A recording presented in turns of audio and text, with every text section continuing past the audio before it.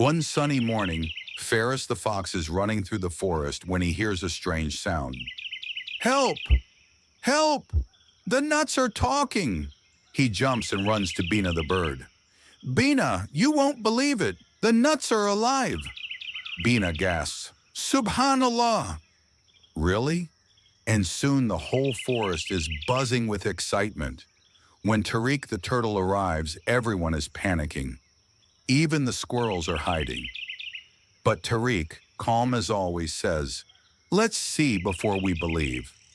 Insha'Allah, there's a simple reason he walks slowly toward the tree.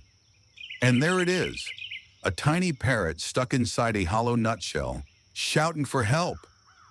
Everyone bursts out laughing. Ferris blushes.